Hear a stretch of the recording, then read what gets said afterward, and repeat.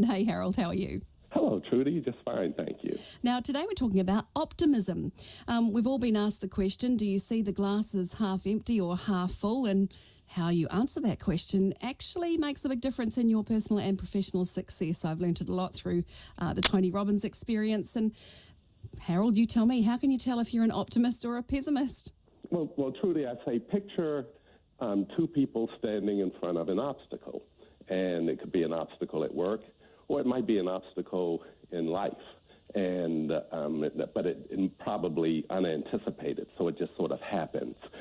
And one person is looking at that obstacle as being temporary and movable, that they can actually push into it, they can move it, they can get to the other side of it. And so what you hear from that person is hope. You hear confidence about being able to successfully push through something. The other person standing there is already beginning to concede to the obstacle or the constraint. And what you hear is sort of worry and concern, certainly a lack of hope about the success of moving through it. That first person is thinking in terms of what is possible, and we refer to that person as an optimist, whereas the second person is thinking in terms of what is probable. So their energy is a bit more halting, almost like they're tapping the brake, and that person is called a pessimist. Yes, and I guess between the two of them, the optimist is looking at the situation, and it might be really sad and bad, think Thai cave boys, and thinking, I need to make a plan and take massive action now to get this sorted. And the pessimist is, like you say, just going, oh no, I knew this would happen, I'm not going to be able to cope. So do you have a choice as whether you're an optimist or pessimist, or is it naturally within us and we can't change it? You do have a choice, but typically you sort of fall into what we call in psychology an explanatory style, and that just simply means when something bad happens, how do you explain it? When something good happens, how do you explain it? And we see that explanatory style really kick in kids as early as 5, 6, or 7 years of age. So you can sort of see it early in life. And it's really shaped by our experiences, a lot of it based on success we've had, even as little kids, taking chances, pushing into risk, backing themselves a bit more, as opposed to kids who may tend to worry a little bit more, perhaps are a little bit prudent in their risk-taking. A lot of it correlates very often with the parents and sort of their explanatory style. If you're raised by pessimistic parents, chances are you probably as a kid are going to grow up with that sort of lens, as opposed to parents, or for that matter in the workplace, leaders who back you, support you, encourage you, where you begin to just push into things a bit more. Well, let's look at someone like that, perhaps that's been raised by pessimist parents. What can they do to beat it and switch things around? Well, there's a wonderful book called sorry about that, Trudi, I just lost my place. There's a wonderful book out there called Learned Helplessness, and it's by an author called Marty Seligman, and he has studied this whole notion of pessimism and optimism and whether or not it's permanent.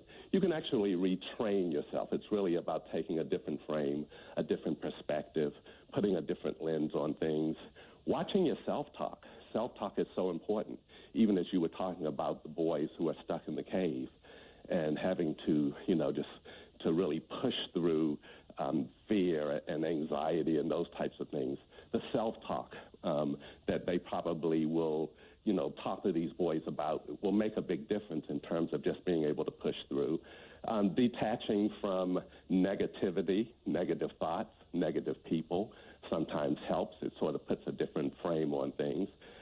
Beginning to plug into and keep a diary of sort of positive thoughts, things that happen in a way that you can take credit for and feel good about contributing to.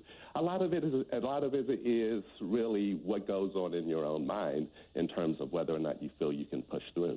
Yeah, you recommended a book there, and I'll recommend one on that note. Taming Toxic People is worth a read too. Now, what are the benefits of optimism?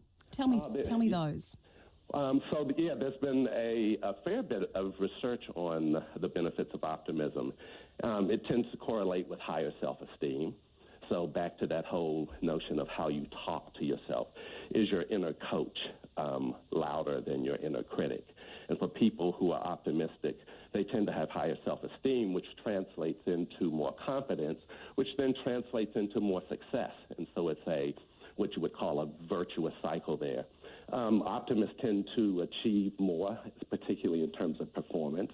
They make better leaders in sport and business and even in politics. There's this sense that if you are a pessimist, and I don't want to paint pessimism as a good versus evil. Pessimism is required very often at a business table.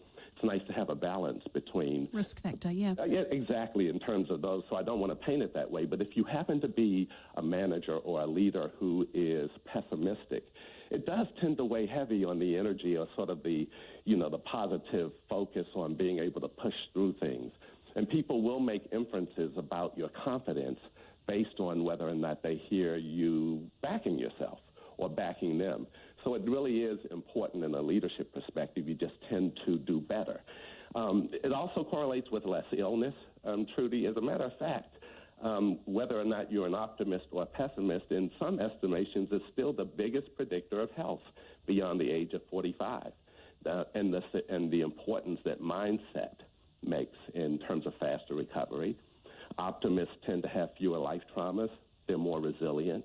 They cope better with adversity and those types of things. And then most importantly is that optimists tend to have more friends. They are, you can sort of picture that in the sense that you like to hang around with positive people. There's something that that positivity, that energy does for you, as opposed to when you hang around with people who are complaining, are sort of griping about things, and it tends to. So there is a correlation there. You become a little bit of a magnet. Hey, people think about optimism as being all good, as you've just talked about, positive energy, confidence, a bright future. Are there any downsides to being overly optimistic? Yeah, there are. And so you sort of look at it on a continuum. At the far end of one end of that continuum is pessimism at an extreme sense. And at the other end of that continuum is optimism at an extreme sense.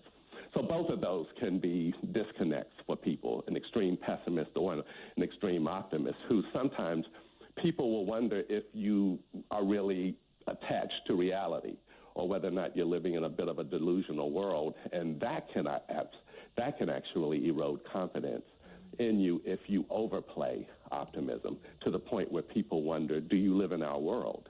Can you sort of see some things, some of the constraints, can you relate to those? So it's helpful to be optimistic within reason, but every now and then to reel it back around to what we might call a realist. And for the worrywarts out there, the pessimists, how do you change that way of thinking to have a little bit more of a positive outlook on life? What's a few tips for them? Well, a couple of things.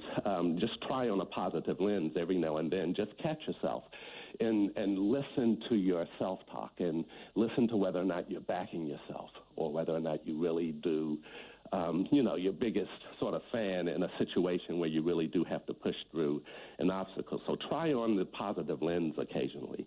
As I mentioned before, take note of the company you keep. It makes a big difference.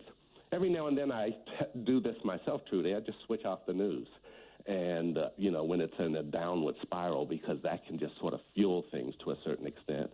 I did mention writing in a journal for a few minutes each day. It's just one of these things on terms of what you may be grateful for, something that you perceive as meaningful or valuable, just to get in a different frame of mind. Acknowledge what you can and cannot control. That's the other thing. A lot of pessimists spend a lot of energy out there in that third sphere. If we look at the three zones of control, and out in that third sphere are things that you worry about, but you have absolutely no control over. And it's better to pull your focus back in around those things that you really do, that you can put your hands on and make a difference.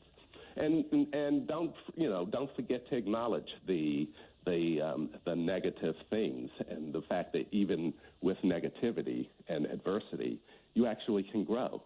There's a perspective associated with pushing through adversity. So a lot of it is just sort of across the course of the day, just be more mindful of plugging into things that fuel you and open up your thinking to what is possible, as opposed to sort of shutting down your thinking, shutting down your energy, because all you're focused on is what is probable. Love it. Thank you so much, Harold Hillman, our life coach, as always on a Sunday afternoon here leading up to our 1 o'clock news, which is 6 minutes away.